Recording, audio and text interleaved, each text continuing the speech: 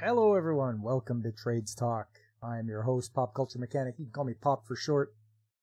And today, Tuesday, this is where we take a deep dive into learning about the skilled trades, what you can expect, how to get into them, and any other kind of news out in industry. I'll even show you some pictures and videos of some of the projects I've been involved in. But first, I'd like to welcome everybody that came in. Looks like DJ Ronnie G. How you doing, DJ? Good to see you. So what I usually do, hop into some news, because that's a good way to know how your economy is doing, is by seeing how well, manufacturers are either building more facilities, or they're shutting them down, or strikes are going on. So you can usually sort of tell how the economy is going by looking at the industrial news. So let's have a look here. We're going to go to Canadian Manufacturing.com and see what's going on here. Hey, Angry Canadian, how you doing, buddy? Did you just get back from hockey or what? I'm just going to hit up the news here and see what's going on.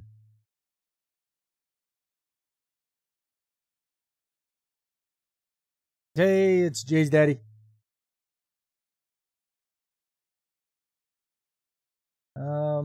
How you doing, buddy? Feeling better? I think you were under the weather there a while back, weren't you? Let's see here. We got a lot about clean energy here. Oh, it's morning time, AC? So you're studying? Attaboy. Study up.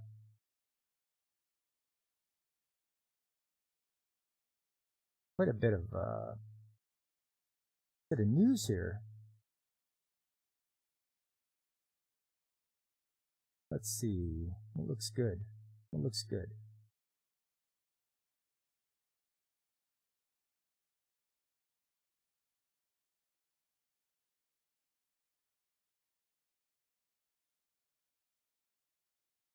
I did hear that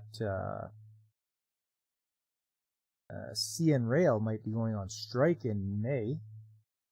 That's just what I've heard, because we use their services to shunt our rail cars around, so we might be experiencing a bit of a disruption in May. I guess I'll find out.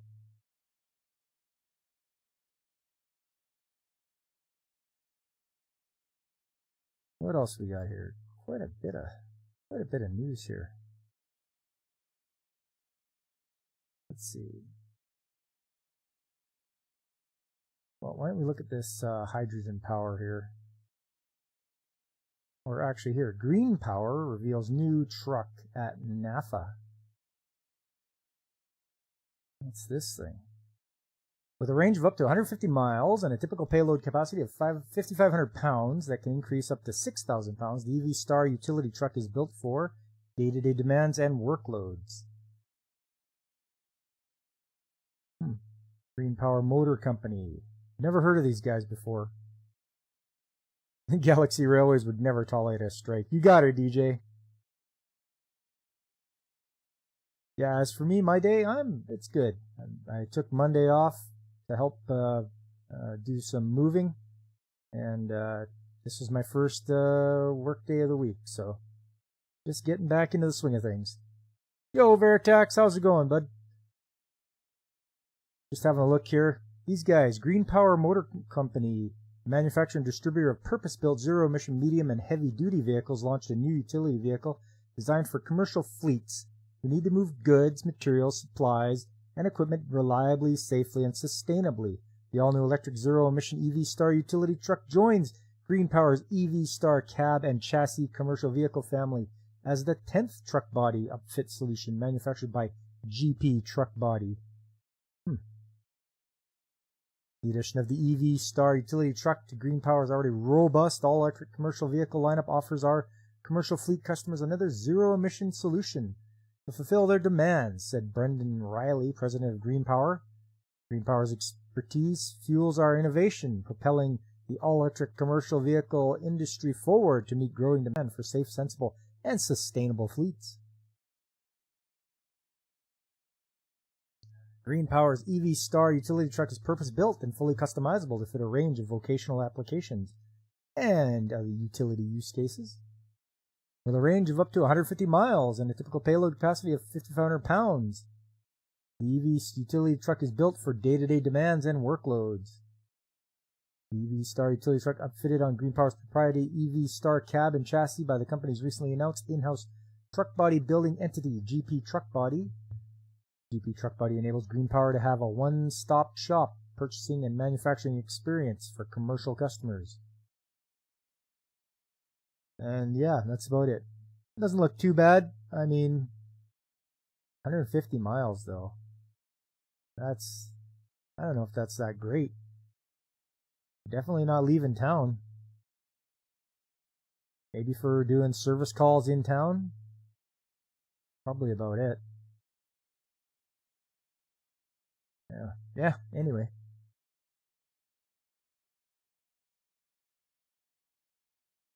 This one's about Aurora Hydrogen advancing low-carbon hydrogen energy market.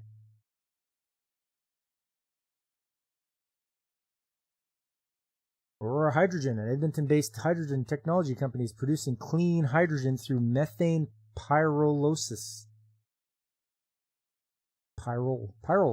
And collaborating across the industry to try and develop the low-carbon hydrogen market in Canada. That's weak, yeah, I get you. An extra grand, you can add a generator to the truck bed. You'll need that, definitely. Aurora Hydrogen is helping advance transparency and credibility of hydrogen markets alongside other companies as a technical sponsor of the Open Hydrogen Initiative, a group led by GTI Energy, S&P Global Commodity Insights, and National Energy Technology Laboratory, and through its presence at prominent energy conferences. OHI recently released an open source toolkit to standardize the carbon intensity measurement of hydrogen for the global market, with hydrogen supply expected to grow by 170% to 256 million metric tons in 2050, according to S&P Global Commodity Insights. A standard tool to measure carbon intensity will unlock hydrogen's potential to decarbonize energy-intensive sectors. As the sole methane pyrolysis company in OHI, Aurora Hydrogen provided input on the toolkit to ensure it included all viable production methods and factored in valorization of the carbon co-product. Okay. You wouldn't mind a hybrid for commute to work? That's about it. I get you. You know what? If that's the choice, I would do that too. I'll run electric, but have a gas engine in there as well. Yeah, you won't use as much. And if you're just commuting back and forth to work, which is what I would do, it's perfect for what you need. The article continues. At Aurora, we believe that low-cost, low-carbon hydrogen is necessary to bring the market to its full potential scale. And the first step to recognize low-carbon hydrogen is to drive consistency on how we are calculating carbon intensity, said Andrew Gillis, co-founder and CEO of Aurora Hydrogen. The OHI toolkit will support the adoption of hydrogen as an economically attractive decarbonization pathway. We hope to see governments and companies alike lean on the expertise of those involved with OHI and implement this toolkit to measure the carbon emissions of hydrogen at any given facility, regardless of location or production method. Okay, so they want to watch not just using it in your cars or whatever, but they want to know how much carbon the facility that's making the hydrogen is putting out. I think they're starting to get a little bit ridiculous here with all that. To further industry collaboration and advance the progress of low-carbon hydrogen, Gillis and Dr. Aaron Bobicki, Chief Technology Officer at Aurora Hydrogen, will be speaking at the Canadian Hydrogen Convention in Edmonton, April 23rd to 25th. That's today. And until Thursday. Gillis and Bobicki will be featured on panels discussing hydrogen's role in the energy transition, how hydrogen can assist with energy security, and how to scale up microwave-driven methane pyrolysis. Okay, so you're getting into using microwaves for that. To accelerate the next phase of the hydrogen economy, we need industry collaboration, said Bobicki. Conferences like the Canadian Hydrogen Convention bring players from across the hydrogen supply chain together to discuss how we can drive the hydrogen market forward. For Hydrogen's method of methane pyrolysis produces clean hydrogen at the point of use, eliminating the need for hydrogen transportation or CO2 storage. First developed and tested by scientists from the University of Toronto and University of Alberta in Canada, the method uses natural gas and microwaves to produce hydrogen and solid carbon without CO2 emissions. I mean, CO2 emissions, carbon dioxide, the trees love it. So, I mean, it's not that terrible. What else did I see here?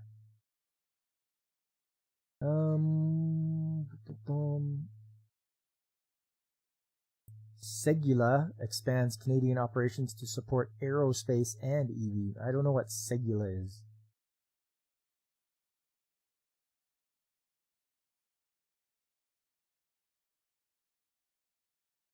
Following the launch of its tooling automation system division in the U.S., Segula is now extending this initiative to Canada. Segula Technologies is set to expand its Canadian presence amid rising investments in the electric vehicle market and aerospace manufacturing industry. Following the launch of its tooling automation system division in the U.S., Segula is now extending its initiative to Canada. I hate that. They already put that up here. Don't put it in your article again. The company claims to strengthen its manufacturing engineering organization in Canada with a new organization aiming at delivering new projects for aerospace and automotive customers and serving the needs of local and international industrial players from the sustainable mobility sector like rail, bus, or electric car manufacturers. Yeah, DJ, you wish more articles drew distinction between carbon dioxide and carbon monoxide. Yes. Carbon monoxide will kill you right away. Carbon dioxide takes a little bit longer. And, people breathe out carbon dioxide, plants take it in. Engines make carbon monoxide, and that is dangerous for you to breathe in. Where were we? So far, Segula Canada has experienced significant success in its product development activities, and we are increasingly undertaking projects in the field of manufacturing, engineering, and automation. We are primarily focusing on aerospace and automotive, but are considering any industry interested in improving its efficiency. All right. I thought I saw something about Tesla, too. Oh, that might be over here.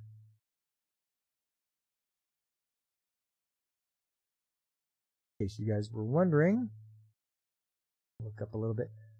Disaster for Musk as Tesla delivers fewest cars since 2022.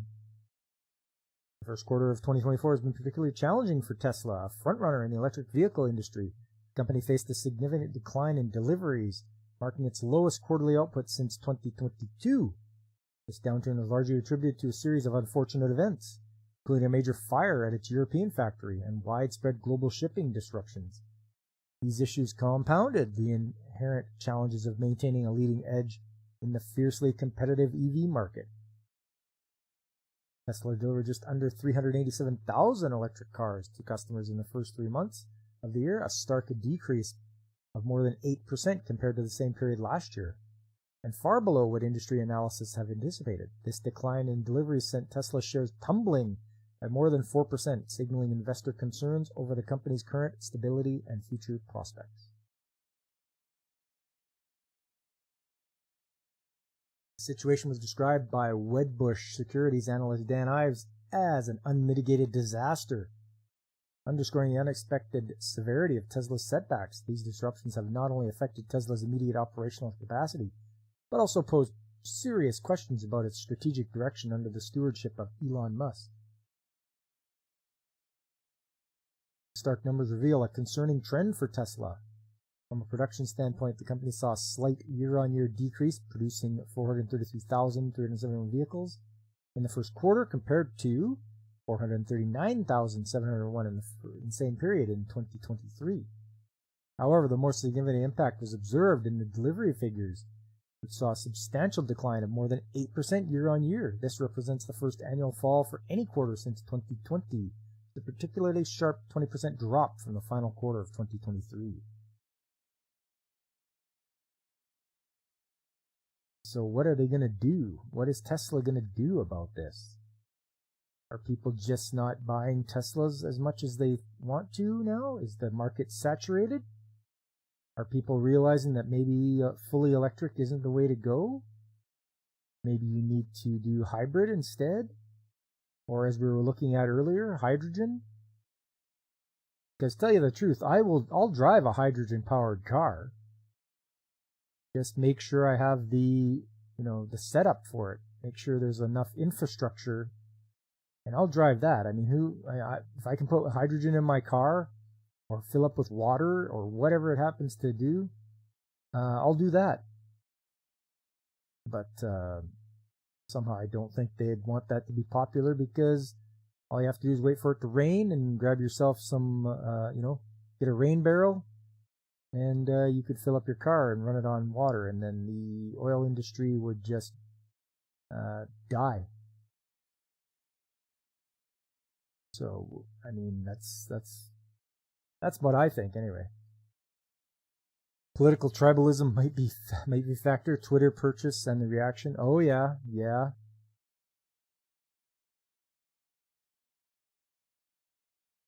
I mean, really, people should get the hell off Twitter, really. It's not real life. You got a bunch of activists on there and people that just don't know anything and just they're spouting off their nonsense. Or they're following their people that they look up to or worship. Be it movie stars or whatever, the like political people. The people that suck up to these people that are in power, the people in power, they don't care about you. They could care less. You're a useless, worthless scum. So why would you suck up to them? Like, that just doesn't make any sense to me. Don't have some self-respect. And don't do that.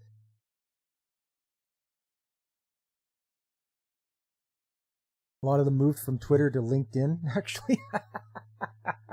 LinkedIn, oh man. I tried LinkedIn and it just wouldn't shut up. Even after I found a job, it was just like notification after notification. I was just like, you know what? I'm just deleting my whole account and not even doing this again. That was just ridiculously stupid. Anyways, let's move along here. Biden's bold $6 billion strategy to slash manufacturing emissions. You guys want to hear about this one? It's got Biden's name on it. Apparently he spent $6 billion to slash manufacturing emissions. I mean, maybe. It's just reading the headlines, but let's see here. The recent announcement by the Biden administration of a $6 billion grant to decarbonize heavy manufacturing sectors marks a significant move in the fight against climate change. How much money is it going to take to defeat climate change, everybody? How much? You have to, give your whole entire paycheck to fight the climate? Something which is impossible to do, for how enormous the world is. We can't do anything to fight climate. You can fight air pollution. You can make it so that places have scrubbers and filters and all that kind of stuff to help cut down on the pollution that goes into the air, the sulfur dioxide, which turns into acid rain. You can do things about that. Controlling how hot it gets or how cold it gets, you can't do nothing about that. There's absolutely no way for us to do anything about that. How dare you put our money ahead of previous carbons? Yes, DJ. The $6 billion initiative is set to transform sectors that have traditionally been challenging to decarbonize, including the metals, chemicals, and heavy industries. A highlight of this initiative is the funding for the first new U.S. aluminum smelter in over 4 decades. It aims to double the nation's production capacity of this energy-intensive metal while cutting emissions by an estimated 75%. This project represents a critical step towards revitalizing an industry essential for everything from consumer electronics to aviation and automotive sectors. So the thing that takes the most energy is obviously the smelter or the oven or whatever they use to melt down the metals. So either a lot of gas has to be used and burned, or electricity. They use that with electrodes and they heat up the metals. So that is what it uses a lot of energy in. Yeah, DJ, no problem. I can figure out your typos sometimes. This massive infusion of federal funds is expected to create and maintain tens of thousands of good-paying jobs, particularly in areas supporting unionization and collective bargaining. Economically, it leverages over $20 billion in total investment, demonstrating the significant multiplier effect of government spending in critical sectors. Environmentally, the projected reduction in carbon emissions averages 77% across funded projects, showcasing the potential for substantial climate impact. Yeah, okay. I'm sure you can get anybody to say anything if you pay them enough, and they'll do a study that'll prove whatever you want them to prove. The trees do more than plenty to fight climate change on their own. They sure do. Damn rights they do. All these idiots that are protesting and Just Stop Oil and all those idiots, get out there and plant some trees. You know, get out there and, fix things up. Plant more trees, plant more bushes, algae, all that stuff. Go out there and do that instead. But nope, because they're paid. Because I don't know about you guys, I can't just leave my job and go protest. I won't have a job after. So these guys are professional protesters. They get paid by some shady organization, and they just, that's their life. They do that. Us average guys, we can't go do that. It's just not possible.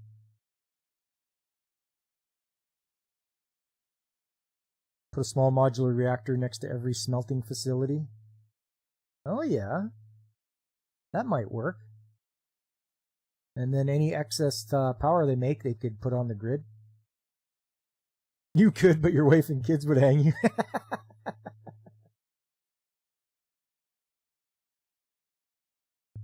But you see, that's what nobody really thinks about. Us average people, average working guys, we go to work. We come home, we have to pay our mortgages, all this other stuff. We have all these bills to pay. And then you got these protesters, and they can just be out there 12 hours a day, however long it is. They're out there day after day after day, and it's like, don't you guys have families? Don't you guys have, bills to pay? Don't you guys have people to take care of? But I guess not. Let's continue on here. 80% of the projects funded under this initiative are located in disadvantaged communities, aligning with President Biden's Justice 40 initiative, which aims to support communities that have suffered from long-term disinvestment. Each project is required to develop a comprehensive community benefits plan, ensuring that the investments contribute positively to the local areas by providing jobs, clean air, and sustainable growth. Grants are part of a broader federal effort to position the U.S. as a leader in clean manufacturing on a global scale, enhancing competitiveness in the rapidly evolving global clean energy market. This will not improve your competitiveness. Countries that can just do whatever they want, China, by making whatever they want and not having to worry about getting rid of toxic gases, metals, whatever. They just throw them on the ground. They're always going to be more competitive than you are, or than we are, because they don't give a shit. They don't care. So this is all pie in the sky stuff right here. The ultimate goal is to achieve net zero carbon economy by 2050. Yeah, good luck with that. Aligning with international climate targets to ensure a sustainable industrial base for future generations. So this guy is, blowing his horn about spending $6 billion of taxpayer money. Pretty much just giving it to, sounds like he's just giving it to corporations. So it's just corporate cronyism. They're just giving away taxpayers' money to corporations, telling them, oh, now you have to make sure everything is clean here and carbon neutral. And the companies are like, oh yeah, no problem. I'll just, I'll look at it from my private jet and make sure it happens. Anyway, that's that one. This one here, this is from the CBC, which for those of you that don't know, that is the Canadian national broadcaster. So it is funded by the Canadian government. So they're always going to have a positive look on, and they're never going to say anything bad about the Canadian government. So you'll have to excuse me if I'm just not very, if I'm a little too cynical about this, this article they have here. But they're talking about the skilled trades, and they're saying the shortage of skilled trade people is hitting all Canadians in the pocketbook. Economists say. Which economists? We need receipts here. So it goes on. A shortage of qualified people to do work in skilled trades is making rising costs of living even worse, economists and trade industry veterans say. It used to be $70 or $80 for somebody to come to your house as a service call just to look at your dishwasher. Now you're going to pay double that, said Mandy Renahan, founder and CEO of construction company Freshco, which specializes in building retail stores. It's not just homeowners paying the price. CBC, Canadian Butt Plug Community. Yeah, I'd go for that. That's what they stand for. Anybody can expect to bear some impacts of this shortage, said Simon Goudreau, Chief Economist and Vice President of Research for the Canadian Federation of Independent Business, based in Montreal. From a lack of transportation mechanics driving up the cost of bus fare and plane tickets to a shortage of cooks affecting menu prices at restaurants, this is all interconnected in ways that sometimes people underestimate, Goudreau said. First of all, I think that's a load of garbage. There's no way that having a shortage of cooks is going to affect the menu pricing. That's idiotic. Same with the lack of transportation mechanics driving up bus fare. That's stupid. These guys are out of touch. You'd say inflation has to do with increase. Yes, exactly. And here, I'm going to veer off a bit here. So I've looked into like financial history, and I've watched this fella. His name is Mike Maloney. He discusses the history of finances and the history of money. And it was an excellent learning for me. Like, I liked listening to all the stuff he had to say. There's like 5 videos on YouTube or 6 videos on YouTube about, he explains the whole thing from the first gold coin they used in ancient Egypt all the way up to modern times, how this works. And when they say inflation, what they really mean is the money pool has grown too large. And it's not the fact that things go up in price, it's that your money is worth less. A good example is your typical comic book. Back in the 1930s and 1940s, a comic book was 15 cents or 10 cents. Now the modern age, same book, same number of pages, it's like $5.99. What has changed?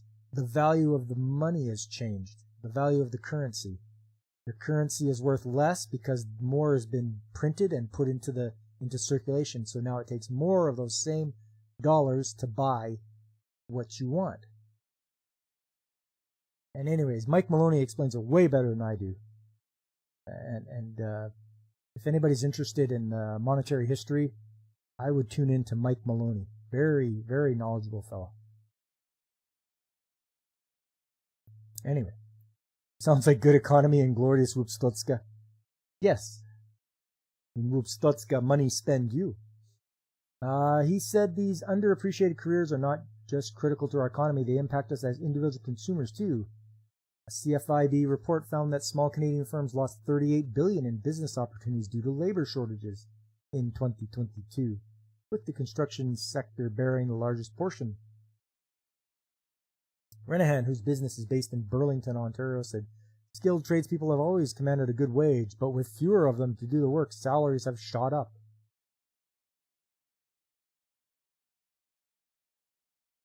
This is,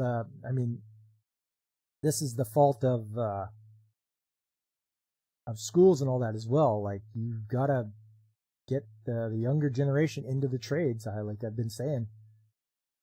That's why there is less and less tradesmen in the trades.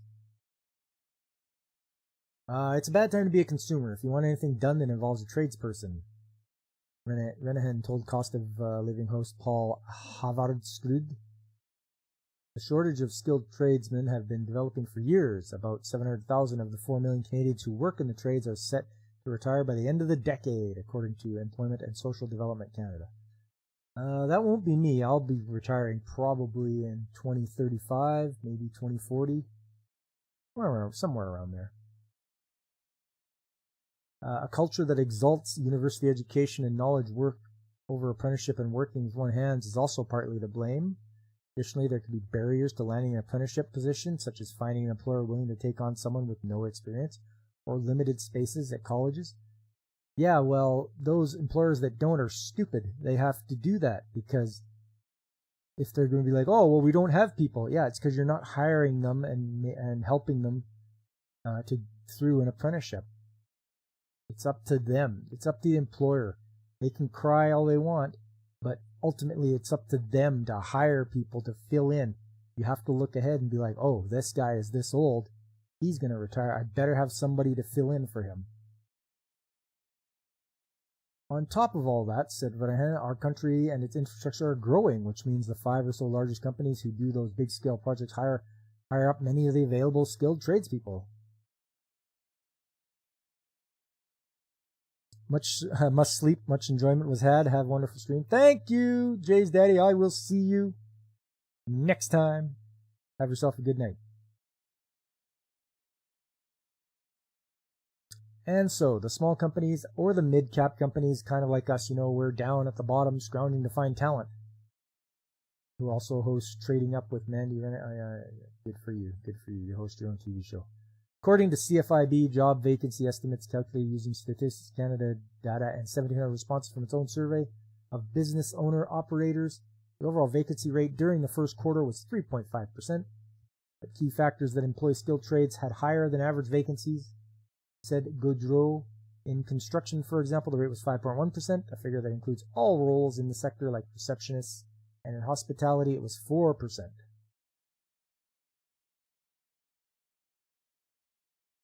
That jives with what Kelly Higginson, President and CEO of Industry Association Restaurants Canada, is seeing in her field, where trained chefs are hard to find.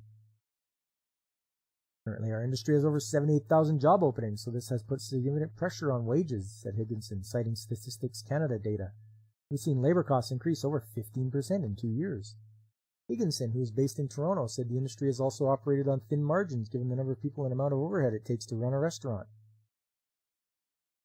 She said restaurants have tried to absorb the increased cost of labor, but with the costs rising like utilities, food, and insurance, Canadian customers will continue to see the impact on their bill. Yeah, and I also put the blame on these idiots that want $20 an hour minimum wage.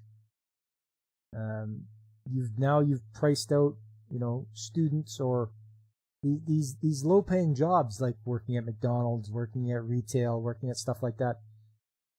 Those aren't meant to be a lifetime job. You're not meant to work at that for like the rest of your life.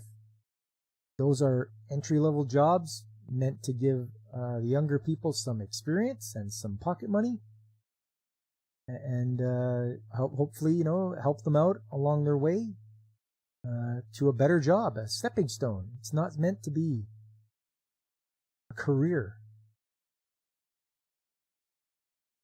Latest version of the organization's Restaurant Outlook survey, conducted online last fall among 470 respondents representing 4,119 restaurant locations, said respondents expected menu prices to go up another 6% in 2024. The shortage of skilled tradesmen could also be making the roof over your head a little more expensive. When it costs more to hire carpenters and HVAC technicians, fewer purpose-built rental or condo buildings will go up. Why? Why will they not go up? I don't think developers are going to not put up rentals or condo buildings. They'll have their own guys that can come in and do carpentry and HVAC stuff. Rents need to be higher, or condo prices are going to be higher.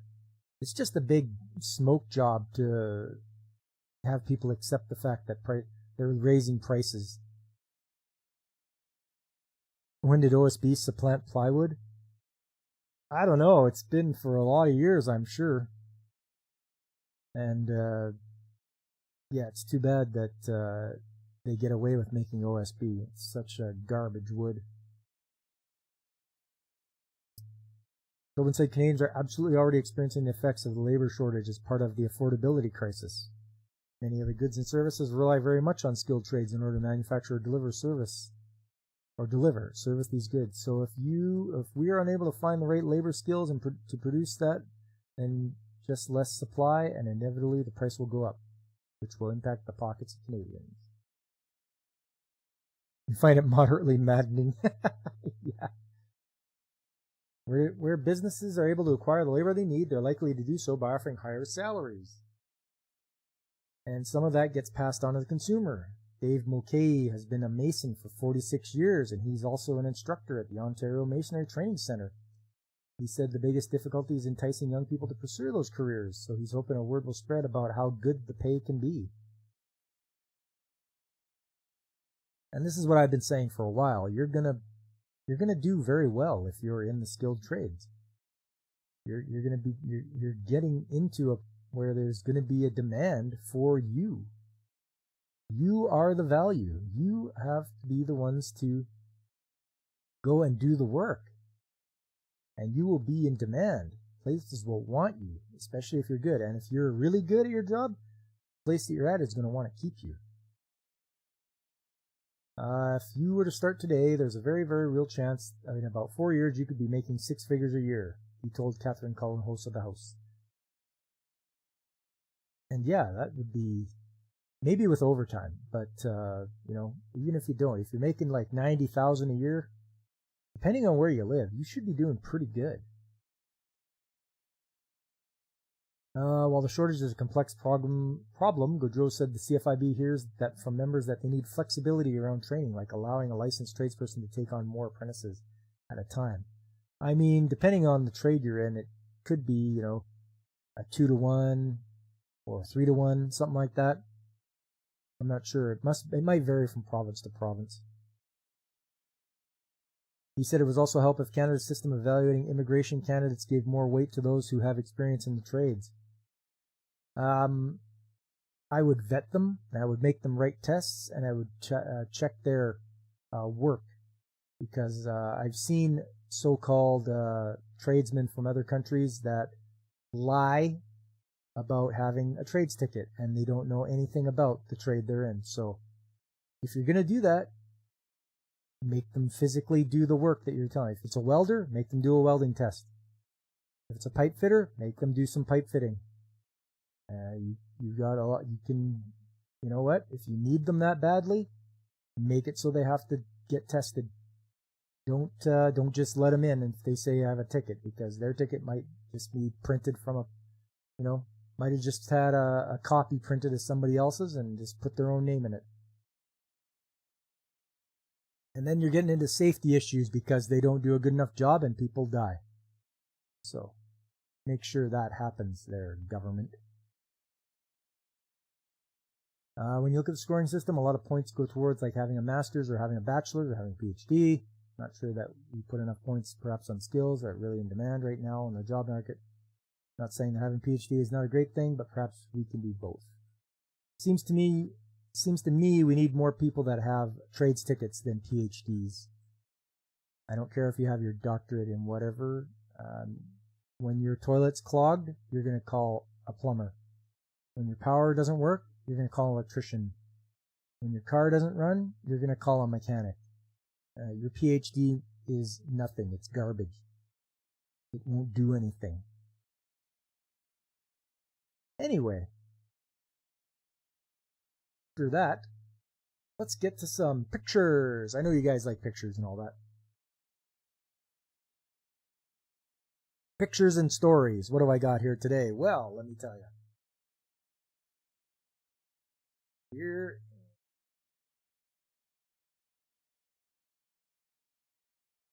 is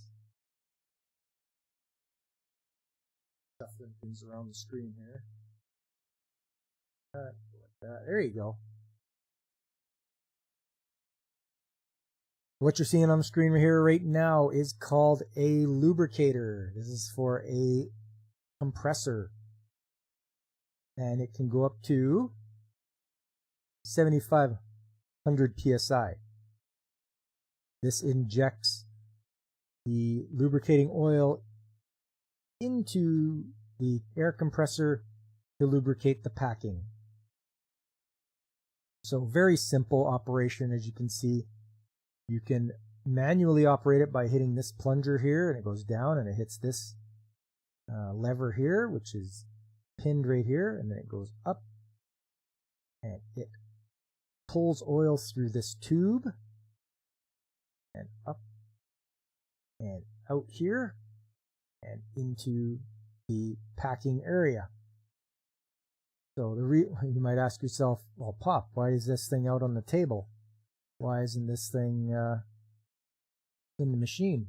I had to take it out of the machine because it failed after running for 2 weeks. Brand new machine, and you have part failure. So this lubricator was not doing its job. I had to swap it out with a different make, a Lincoln brand, and that one ran better. And I had to order 2, because you order 2. Don't just order 1. I ordered 2 spares, 1 to replace this one and 1 to have as a spare. And I also asked the fella on the other end of the phone, said, do you have any rebuild kits for these things? And he's like, no, we don't. I'm like, well, what happens when this thing, I want to fix up the one that's broken? He's like, throw it out and buy another. And these things are like $390 a pop. So they don't sell any rebuild kits. And so you just, when they fail, throw them out, buy a new one. Can you believe it? Unreal. Just unbelievable. You can't service these at all. I was just disgusted by that. I'm like, you gotta be kidding me. Anyways, this is it here. This is their, I wonder if it uses off-the-shelf components. I don't know. I couldn't even get into it. But this is it here, the Model P55 lubricator pump.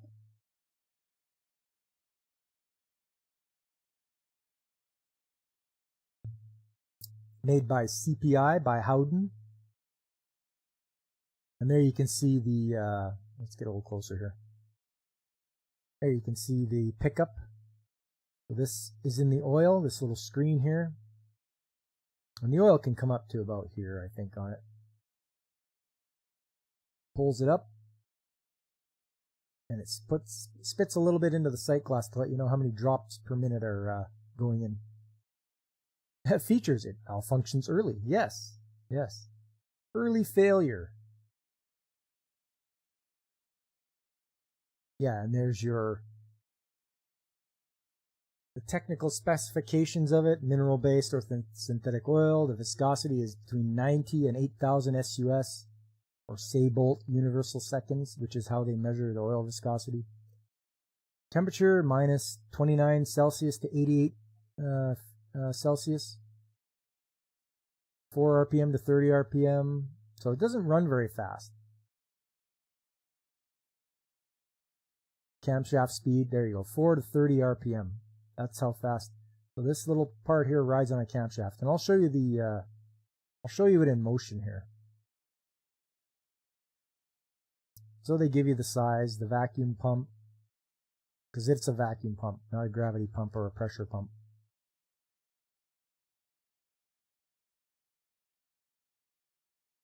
So yeah, that's little fittings that you can buy for it and everything like that. They have all the part numbers, everything. So good for them for having so much literature on it for you. So what you're seeing here, this is, let's make that a little bigger. This is the lubrication box. The two lubricating pumps are sitting on top of that, as you can see right there. Now let's just hit play.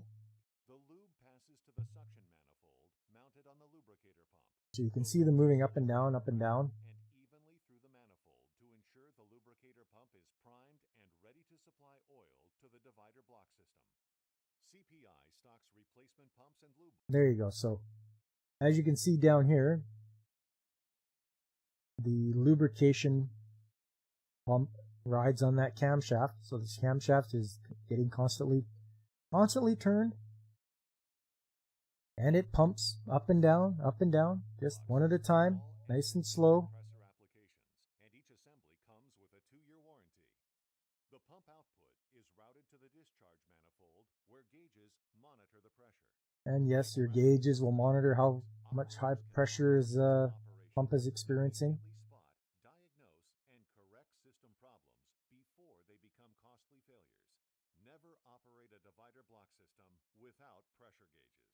The divider block system is protected from overpressure conditions by the Pop-Open Pressure Relief Device, or POPR. This innovative device, only available from CPI, replaces the old-style and unreliable rupture discs. When an overpressure situation occurs, the popper opens a bypass valve and oil is redirected. Okay, right now it's talking about what happens when it overpressures. It'll open up the bypass valve. Allowed to spill on the compressor frame or skid, protecting the environment. When the cause of the problem is corrected, the popper is simply pushed closed by the operator to reset it, and it's ready to protect the system again. No more scrambling for a replacement rupture disc. No more oil sprayed all over the place when a disc ruptures. And the popper opening set pressure is far more precise and reliable than the antiquated rupture disc. Coming from the pump, the lubricant passes through the high-pressure inline filter. So yeah, that's the lubrication pump.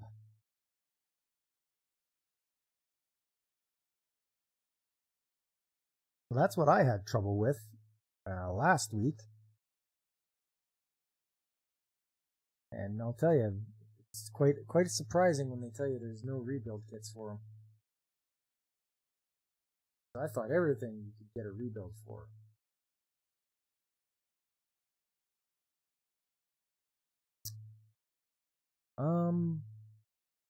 Oh yes.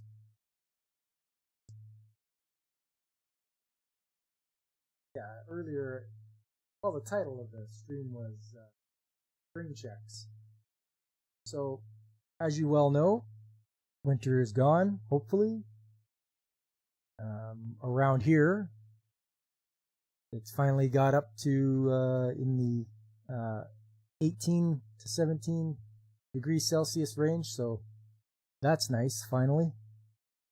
We're getting away from any kind of freezing weather, and the snow is going away. So there's only certain things you can do. In the wintertime, you can't do a lot of certain jobs, and then there's other jobs you have to wait until springtime. So it's springtime. Let's go here. This is one of the jobs to do in springtime, and that is checking your storm drains. So on your site, you're going to have these. They're going to be forgotten about. Nobody's going to know anything of where they all are. And they're also going to not even consider them until there's a problem. So before there's a problem, I have made myself a preventative maintenance task that comes out every April, and it says to check these guys. And what you check them for is to make sure they're not full of rocks and mud and dirt. Because if they get clogged and there's a rain, you are going to get flooded out. And everyone knows water damage is expensive. So there's there's like 11 of them on site, and it was my job to check them all over and make sure that they are okay. Some of them need a bit of help. As you can see, some of them down inside will have what's called well, they ran a hose into there, but see these loops here? Loop and a loop here and a loop here. Those are filter bags. So those go around the metal grating there, and they stop rocks, mud, all that dirt stuff from going in there and clogging up your pipes, because if that happens, then you have to get a vac truck to come in, and that's expensive. And they have to vac out all the debris down in the bottom of that vault or pit or whatever it is. There's another one there. And you can see there's a little bit of fabric here from the filter bag. It runs along here. So filter bags are important. This one they're also running a hose into, so they can just drain it right in there. This one needs a lot of help. This one you can see there's a lot of, I should have got a better shot of it, but there's a lot of debris there. So this one is not draining well at all. I would pull the grating up and get a vac truck and vac out all the stuff that's down in there, because it's nothing but dirt around it. It's got driven on in the winter time, and I'm sure a lot of it got pushed down in there. This one's not so bad. I would definitely pull it off though, and put a bag around it just for protection.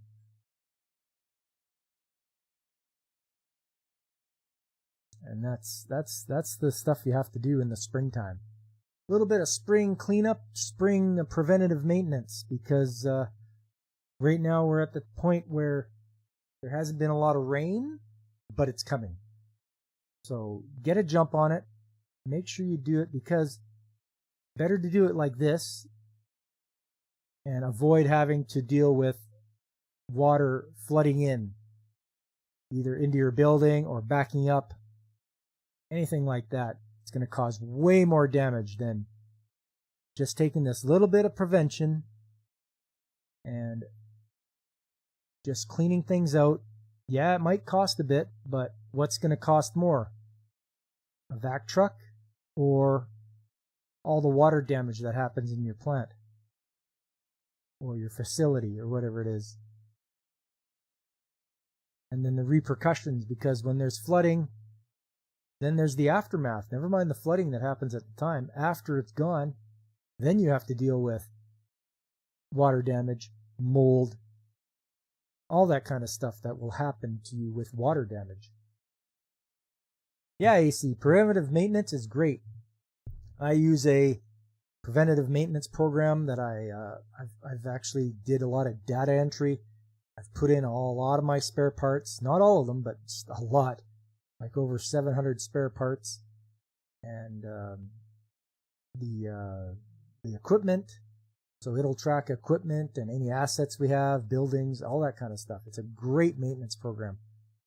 I use it a lot. I use it every day, and it spits out a work order for me when it's time for me to do a certain job. So it's pretty neat. It's like, oh, today you have to do this, and it's like, okay, I will do that. So I'm just happy to have a good program like that. And yeah, if you have a place and they haven't looked into the storm drains, you might want to remind them that, hey, the rainy season's coming. We better look into these, because they might be plugged up. So that's one of the jobs you can do in springtime that you can't do in the wintertime. Mostly because it's either covered in snow or it's too cold.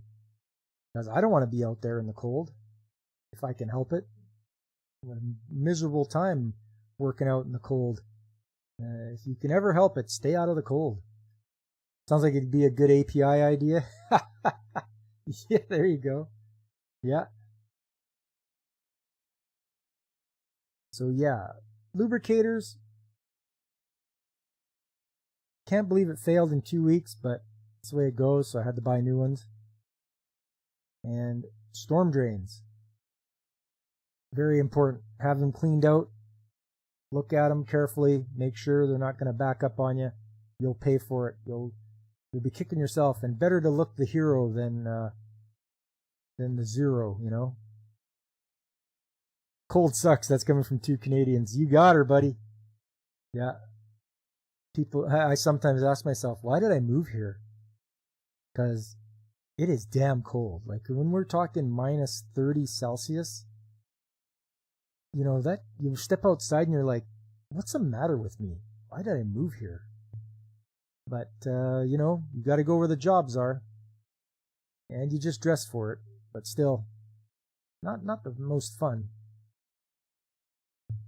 The fun part's coming up. Summertime, more sunshine, more warmth. We'll get lots of work done out there in the field now. And I'll be bringing you guys more pictures, more videos, stuff like that. Stuff you enjoy. Stuff I enjoy as well. I like showing you guys the old pictures and stuff.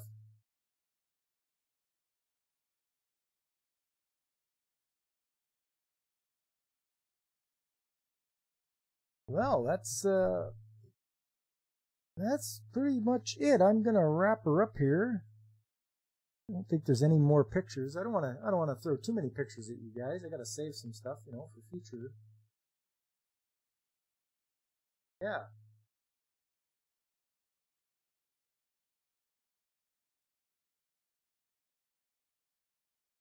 So yeah, I just want to say thanks to everybody that came by. You guys are great.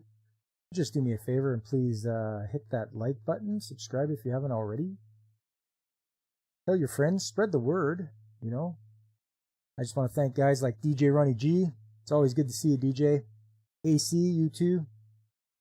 Hope you're having fun over there, getting your studying done, playing some hockey. I know Jay's daddy was here, or Jenna Tolles, but gone now. And Veritax, always good to see you too. And anybody else, if you were lurking and listening, I appreciate you. It's you guys that make it fun for me. I had a good time, and I hope you did too. There's other channels out there too, people I watch and enjoy, like Pacific 414 and Blaine from Blaine's Escape Corner. There's Ronan66. Once again, DJ Ronnie G. If you haven't subscribed to DJ Ronnie G, you should. He has some pretty good tech streams, and you can see some of his turtles and astronomy as well. He has a telescope, so you can look into the night sky. That's some good stuff. There's also Brandon the Anime Guy and Angry Canadian. Yes, our own AC. He does his gaming streams and music from video games, and sometimes the occasional Lego build, which is fun to watch. That's why Jenna's not a woman. Exactly, DJ. There's Woopa Troopa. He has his channel where he does some good chill gaming. And there's Punk Waddle. You can find him at Floral from Under a Rock and on Snowdub's channel. Coming up Saturday, game day, retro gaming, playing more Dr. Slump for the PlayStation 1 as a tribute to Akira Toriyama. I'm going to finish this game.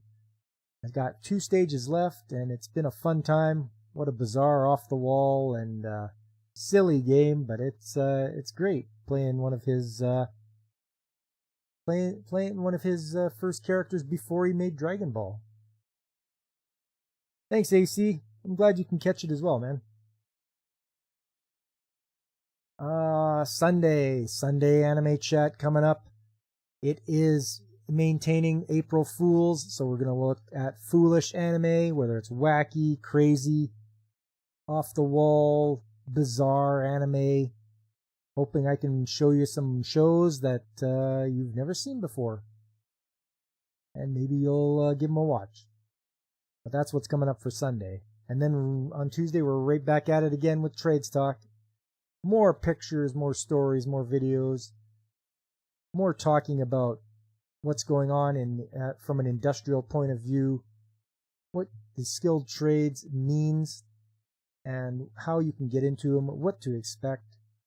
I think it's an excellent opportunity for anybody that is wanting a career change or wanting to do something different. You get into skilled trades, you'll learn the knowledge, and you'll earn yourself an excellent return on your investment. The investment being your schooling to do this job, to do the trades, and you'll also earn some top-notch money to go along with it. And you won't be disappointed. I mean, you may have bad days. We all have bad days, but you won't be disappointed. At the end of the day, you'll be like, I can build things, I can repair things, all that sort of stuff, and live comfortably, because that's what it means. Taking care of your loved ones, your family, taking care of them is important, and you can do that by earning a good amount of money. And then everyone's happy. You live a happy life. But enough of me prattling on. I'm going to be heading off now. And I hope to see you all on Saturday when I play some Dr. Slump. But until Saturday, everyone, I have been Pop, and I am signing off.